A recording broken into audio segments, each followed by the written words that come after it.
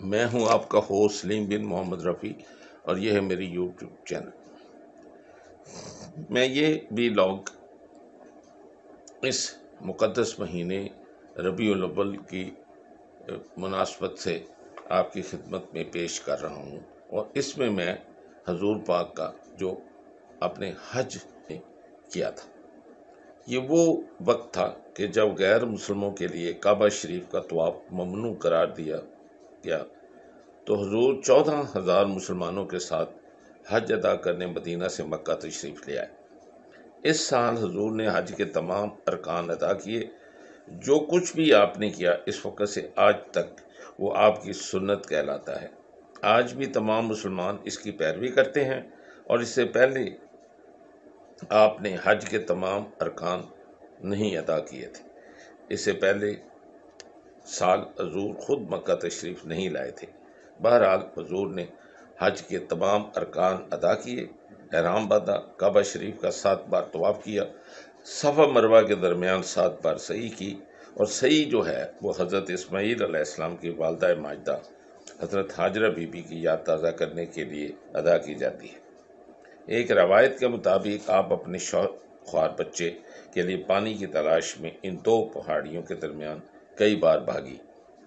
زمزم کا چشمہ ان کی پیاس بجھانے کے لیے اسی موقع پر پھوٹا، اور 9 ذی الحج کو حضور نے حج کی غرض سے مکہ آئے ہوئے تمام مسلمانوں کو عرفات میں جبل عرفات کے نام کی پہاڑی کے قریب آخری خطبہ ارشاد فرمانے کے لیے اکٹھا کیا۔ اس موقع پر حجاز میں مسلمانوں کے علاوہ کوئی اور موجود نہیں تھا۔ جب حضور نے مسلمانوں کا جمع غفیر کو دیکھا تو آپ کو ایسا محسوس ہوا کہ جیسے آپ کی آواز تمام لوگوں تک نہیں پہنچ سکے گی، اس لیے آپ نے کئی مقامات پر بلند آواز میں بول سکنے والے کچھ لوگ کو مقرر کیا تاکہ وہ خطبے کے دوران آپ کے الفاظ کو دہرا سکیں اور تمام مسلمانوں تک آپ کی آواز پہنچا سکیں اور اسے بار بار دہرائیں۔ یہ خطبہ خطبۃ الوداع یا آخری خطبے کے نام سے مشہور ہے۔ وہ صحابہ کرام جنہوں نے آپ کے الفاظ کو دہرایا، ان میں حضرت بلال اور حضرت ربیع بن امیہ شامل تھے۔ ان دونوں صحابہ کرام کی آواز بڑی اونچی اور واضح تھی۔ اليوم أكملت لكم دينكم وأتممت عليكم نعمتي ورضيت لكم الإسلام دينا۔ اور آج ہم نے تمہارے لیے تمہارا دین کامل کر دیا اور اپنی نعمتیں تم پر پوری کر دیں اور تمہارے لیے اسلام کو دین پسند کیا۔ خطبے کا آغاز کرنے سے پہلے حضور نے لوگوں سے پوچھا، تمہیں پتہ ہے کہ یہ کون سا مہینہ ہے؟ ان سب نے بیک آواز کہا کہ یہ مہینہ ذو الحج کا مہینہ ہے، یہ مقدس مہینوں میں سے ایک مہینہ ہے۔ حضور نے پوچھے، تمہیں پتہ ہے کہ یہ کون سی سرزمین ہے؟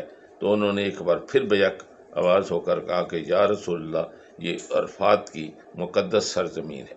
اس کے بعد حضور نے اصل گفتگو کا آغاز فرمایا، اور سب سے پہلے آپ نے بسم اللہ الرحمن الرحیم پڑھی، پھر حمد و ثنا کے بعد کچھ آیات تلاوت فرمائی، اور پھر یوں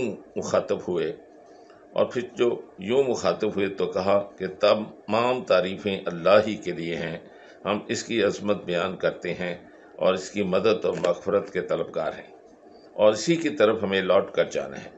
ہم اپنے نفس و اعمال کی برائیوں سے اللہ کی پناہ مانگتے ہیں، اور اسے کون گمراہ کر سکتا ہے جسے اللہ ہدایت فرمائے، اور اسے کون ہدایت دے سکتا ہے جسے اللہ گمراہ کرے۔ اور پھر کہا کہ میں گواہی دیتا ہوں کہ اللہ کے علاوہ کوئی معبود نہیں اور اس کا کوئی شریک نہیں، اور میں یہ بھی گواہی دیتا ہوں کہ محمد صلی اللہ علیہ وآلہ وسلم اس کے بندے اور وَرَفَعْنَا لَكَ ذِكْرَكَ، اور ہم نے تمہاری خاطر تمہارا ذکر بلند کیا۔ اللہ کے بندو، میں تمہیں اللہ سے ڈرنے کی تلقین کرتا ہوں اور اس کی اطاعت پر آمادہ کرتا ہوں، اور اپنی گفتگو کا آغاز اس سے کرتا ہوں جو بہتر ہے۔ اے لوگو، میری بات غور سے سنو، میں تمہیں ایک پیغام پہنچاتا ہوں، کیونکہ پتہ نہیں اس سال کے بعد میں تمہارے درمیان رہتا ہوں یا نہیں۔ اے لوگو، بے شک تمہارا خون، تمہاری جائیداد، تمہاری عزت اتنے ہی مقدس اور محترم ہیں جتنے یہ دن اور یہ مہینہ تم سب کے لیے مقدس اور محترم ہے، یہاں تک کہ تم اپنے مالک کی بارگاہ میں حاضر ہو جاؤ۔ بے شک تمہیں اپنے مالک سے ملنا ہے اور اپنے اعمال کا جواب دہ ہونا ہے۔ کیا میں نے اپنا پیغام تم سب تک پہنچا دیا ہے؟ یا اللہ میرے گواہ رہنا، وہ جس کے پاس کسی کی کوئی امانت ہے، اس امانت کو اس شخص کے ہاتھ لوٹا دے جس نے اس کے حوالے کی ہے۔ یاد رکھو، اگر کسی نے کوئی جرم کیا ہے تو اس کا ذمہ دار صرف اور صرف وہ خود ہے، نہ بیٹا ہے جو اپنے باپ کے جرم کا ذمہ دار ہے، اور نہ باپ ہے کہ جو اپنے بیٹے کے جرم کا ذمہ دار ہے۔ اے لوگو، میری بات غور سے سنو اور سمجھنے کی کوشش کرو۔ تمہیں علم ہونا چاہیے کہ ایک مسلمان دوسرے مسلمان کا بھائی ہے، اور تمام مسلمان آپس میں ایک برادری کی طرح ایک دوسرے کے بھائی ہیں۔ کسی مسلمان کے لیے اپنے بھائی کی کوئی چیز لینا اس وقت تک جائز نہیں جب تک کہ وہ اس چیز کو اسے اپنی مرضی سے نہ دے دے۔ اس طرح تم لوگ ایک دوسرے پر ظلم نہ کرنا۔ اے اللہ، کیا میں نے تمہارا پیغام پہنچا نہیں دیا؟ اللهم صل على محمد وعلى آل محمد كما صليت على إبراهيم وعلى آل إبراهيم وبارك على محمد وعلى آل محمد كما باركت على إبراهيم وعلى آل إبراهيم في العالمين إنك حميد مجيد۔ دیکھو، دور جہالت اور بت پرستی کی تمام رسمیں آج میرے پاؤں تلے ہیں، اور دور جہالت کے خون کے بدلے منسوخ کیے جاتے ہیں۔ سب سے پہلے خون کا بدلہ میں خود معاف کرتا ہوں۔ ابن عربی بن حارث کے خون کا بدلہ، جس کی پرورش قبیلہ سعد میں ہوئی اور جسے حزیل نے قتل کیا۔ سود حرام قرار دیا جاتا ہے، لیکن تم اپنی اصل رقم واپس لینے کے حقدار ہو۔ کسی کے ساتھ برائی نہ کرو، تمہارے ساتھ تاکہ بھی برائی نہ ہوگی۔ اللہ تعالیٰ نے سود جو ہے وہ تم لوگوں پر سختی سے وہ حرام کر دیا گیا ہے، یعنی اس کی اجازت نہیں ہے۔ اس کے خاتمے کا حکم دیا گیا ہے، اور میں سود کی وہ رقم منسوخ کرتا ہوں جو عباس بن عبد المطلب نے وصول کرنا تھی۔ بے شک سود مکمل حرام قرار دیا گیا ہے۔ اے لوگو، عورتوں کے معاملے میں اللہ سے ڈرو۔ بے شک تم نے اللہ کو گواہ بنا کر ان سے نکاح کیا ہے، اور اللہ کے کلمات اليوم أكملت لكم دينكم وأتممت عليكم نعمتي ورضيت لكم الإسلام دينا۔ اور آج ہم نے تمہارے لیے تمہارا دین کامل کر دیا اور اپنی نعمتیں تم پر پوری کر دیں، اور تمہارے لیے اسلام کو دین پسند کیا ادا کر کے انہیں اپنے لیے جائز بنایا ہے۔ بے شک تمہیں اپنی عورتوں پر کچھ حقوق حاصل ہیں، اور تمہاری عورتوں کا تم پر کچھ حقوق حاصل ہیں، لیکن یہ معاملہ حقوق کا ہے، نہ کہ نامناسب افعال کا، کہ اگر وہ کوئی غلطی کریں تو تم ان کے کچھ سرزش کرو، لیکن سختی سے نہیں۔ اگر تمہاری بیویاں کسی ناشائستہ فعل کی مرتکب ہوں اور تمہارے ساتھ وفادار رہتی ہیں تو انہیں اچھی طرح پہننے کھانے کو دو۔ دیکھو، اپنی عورتوں پر پابندیاں ضرور لگاؤ، لیکن شفقت سے۔ اے لوگو، اگر حبشہ کا بے ڈنگے سر والا غلام بھی تمہارا امیر بنا دیا جائے اور وہ تمہیں اللہ کے احکامات کی پیروی کا کہے تو اسے غور سے سنو اور اس کی اطاعت کرو۔ اے لوگو، بے شک اللہ نے ہر شخص کا وراثت میں حصہ مقرر کیا ہے۔ بچہ اپنے اصل باپ ہی کی وراثت کا حقدار ہے، اور اگر شادی شدہ آدمی کسی زنا کا مرتکب ہوا تو اسے سنگسار کر دیا جائے۔ اگر کوئی اپنے آپ کو اپنے اصل ماں باپ کی بجائے کسی اور کی طرح منسوب کرے تو اس پر اللہ اور اللہ کے فرشتے اور اللہ کے رسول کی لعنت ہو۔ نہ تو اللہ کی اس کی نیکی قبول ہے اور نہ ہی اس کا استغفار۔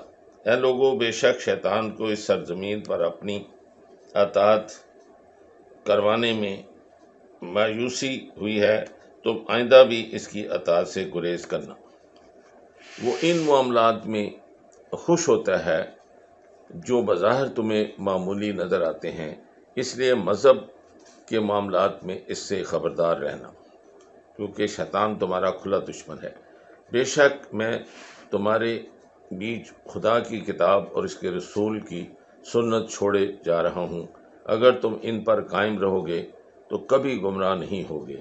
اور جب تم سے میرے بارے میں پوچھا جائے گا تو کیا جواب دو گے؟ تو ان سب نے مل کر کہا کہ ہم گواہی دیتے ہیں کہ آپ نے خدا کا پیغام سب تک پہنچا دیا اور اپنا فرض پورا کر دیا۔ پیغمبر اسلام نے اس اجتماع سے جمعہ وَرَفَعْنَا لَكَ ذِكْرَكَ، اور ہم نے تمہاری خاطر تمہارا ذکر بلند کیا۔ کو پھر خطاب کیا اور سابقہ خطبے کے اہم جو نکات تھے وہ دہرائے۔ ان کے علاوہ آپ نے کچھ نئے مسائل پر روشنی ڈالی۔ حسب معمول آپ نے خطبے کا آغاز خدا اور اس کی حمد و ثنا سے کیا۔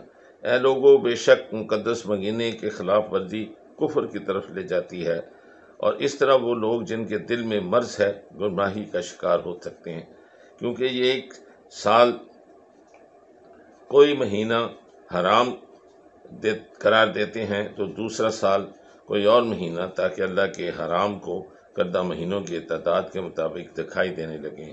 اس طرح جو چیز اللہ نے حلال قرار دی ہے یہ اسے حرام شمار کرتے ہیں، اور جو اللہ نے حرام قرار دی ہے اسے حلال شمار کرتے ہیں۔ بے شک روز ازل سے جب اللہ تعالیٰ نے زمین و آسمان تخلیق کیے تھے، اس وقت اپنے ہی انداز میں گردش پذیر ہے۔ اللہ کے نزدیک مہینوں کی تعداد 12 ہے، جن میں سے 4 مقدس مہینے ہیں، 3 لگاتار ذی-القعدہ، ذی الحج، محرم اور رجب، جو جمادی الثانی اور شعبان کے درمیان ہے۔ اے لوگو، تمہیں پتہ ہے کہ یہ کون سا دن ہے، یہ کون سی سرزمین ہے اور کون سا مہینہ ہے؟ اس پر لوگوں نے جواب دیا، یہ دن قربانی کا دن ہے، اور یہ سرزمین مقدس سرزمین، اور یہ مہینہ مقدس مہینہ ہے۔ ہر جواب میں حضور صلی اللہ علیہ وسلم نے فرمایا، پس میں تم کو یقین دلاتا ہوں کہ تمہاری جائیداد اور تمہاری عزت ایک دوسرے کے لیے اتنی ہی مقدس ہیں جتنے اس مقدس سرزمین میں یہ دن اور یہ مہینہ مقدس ہیں۔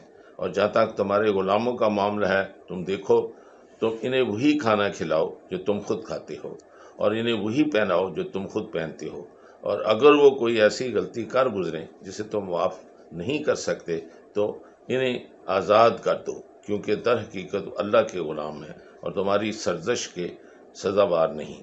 دیکھو، میری بات غور سے سنو، اپنے رب کی عبادت کرو، 5 وقت کی نماز پڑھو، رمضان کے روزے رکھو، کعبہ کا حج کرو، اپنے مال و جائیداد پر وقت زکوٰۃ دو، اور میری سنت پر عمل کرو۔ صرف اسی صورت میں تم جنت کے حقدار قرار دیے جا سکتے ہو۔ جو کوئی حاضر ہے وہ یہ ساری باتیں اس تک پہنچا دے جو حاضر نہیں ہے۔ ہو سکتا ہے وہ لوگ جن تک یہ پیغام پہنچایا جائے وہ اس پر ان لوگوں سے زیادہ عمل پیرا ہو جائیں جنہوں نے اسے خود سنا۔ اگلے دن پھر حضور صلی اللہ علیہ وسلم نے جہاں گفتگو کا اہتمام کیا تھا وہیں سے آغاز فرمایا اور یوں گویا ہوئے، اے لوگو، بے شک تمہارا رب ایک ہے اور تمہارا رب بھی ایک ہے، تم سب اور تمہارا باپ بھی ایک ہے، تم سب آدم کی اولاد ہو اور آدم مٹی سے بنے تھے۔ کسی عربی کو اجمی پر اور کسی اجمی کو عربی پر کوئی فضیلت حاصل نہیں ہے۔ اللهم صل على محمد وعلى آل محمد كما صليت على إبراهيم وعلى آل إبراهيم وبارك على محمد وعلى آل محمد كما باركت على إبراهيم وعلى آل إبراهيم في العالمين إنك حميد مجيد۔ اور نہ کسی گورے کو کسی کالے پر اور کسی کالے کو کسی گورے پر کوئی فضیلت حاصل ہے، بے شک تم سب میں عزت کا حقدار ہوئی ہے جو سب سے زیادہ پرہیزگار ہے۔ دیکھو، جو یہاں موجود ہو وہ یہ پیغام اس تک پہنچا دیں جو یہاں موجود نہیں ہے۔ میں نے تم تک تمام پیغام پہنچا دیا ہے۔ پھر سامان کی دیکھتے ہوئے آپ نے ارشاد فرمایا، اے اللہ، میں نے تیرا پیغام پہنچا دیا ہے، اور اپنا فرض ادا کر دیا ہے۔ ہاں، اپنے کہ آپ کے جو ارد گرد جو لوگ جمع تھے بیک آواز بولے، ہاں بے شک آپ نے اللہ کا پیغام ہم تک پہنچا دیا ہے، اے اللہ میرے گواہ رہنا۔ اور انہی الفاظ پر حضور صلی اللہ علیہ وسلم نے اپنے خطبے کا اہتمام فرمایا۔ آخر میں حضور صلی اللہ علیہ وسلم نے السلام علیکم فرمایا اور منبر سے نیچے تشریف لیا، اور اس خطبے نے وہاں پر موجود لوگوں کے دلوں پر گہرا اثر چھوڑا۔ کچھ اسلامی مورخین کا خیال ہے اس دن عرفات میں نمرہ کے مقام پر کم و بیش 1,40,000 مسلمان جمع تھے اور حضور صلی اللہ علیہ وسلم کا خطبہ سن رہے تھے۔ جب آپ ان سے مخاطب ہوئے تو آپ کے الفاظ دہراتے تھے۔ جب حضور صلی اللہ علیہ وسلم ان سے پوچھتے کہ کیا میں نے اپنے فرض ادا کر دیا ہے، تو سب مل کر جواب دیتے تھے کہ ہاں آپ نے وہ پر ادا کر دیا ہے۔ یہ جب 1,40,000 مسلمان ایک ساتھ جواب دیتے تو ایسے محسوس ہوتا تھا کہ جیسے صحرا کے پہاڑ کانپ اٹھے ہوں۔ جن لوگوں نے اس دن حضور صلی اللہ علیہ وسلم کا یہ خطبہ سنا تھا زندگی کی آخری سانس تک اسے بھلا نہ سکیں گے۔ ایسے لگتا تھا جیسے اس خطبے کے الفاظ میں ان کے دلوں میں ضم ہو چکے تھے۔ آج بھی جب کوئی یہ خطبہ پڑھتا ہے تو اس کے الفاظ اسے انتہائی زیادہ متاثر کرتے ہیں۔ اس خطبے کو اسلام میں انسانی حقوق کے رہنما کی ہی حیثیت حاصل ہے۔ اليوم أكملت لكم دينكم وأتممت عليكم نعمتي ورضيت لكم الإسلام دينا۔ اور آج ہم نے تمہارے لیے تمہارا دین کامل کر دیا اور اپنی نعمتیں تم پر پوری کر دیں اور تمہارے لیے اسلام کو دین پسند کیا۔ بس یہ خطبہ حج الوداع بھی کہلاتا ہے۔ ان احکامات کے علاوہ جن کی آپ نے تعلیم فرمائی، لفظ بلاغت بھی اور بار بار ارشاد فرمایا، یہ یقین کرنے کے لیے کہ جو کچھ آپ کی ذمہ داریاں تھیں آپ نے انہیں ادا کر دیا ہے۔ زیادہ تر مسلمان اس خطبے کو خطبۃ الوداع کے نام سے جانتے ہیں اور اس میں تعلیم فرمائے گئے احکامات اور ان کی اہمیت اور مقام سے بھی خوب واقف ہے۔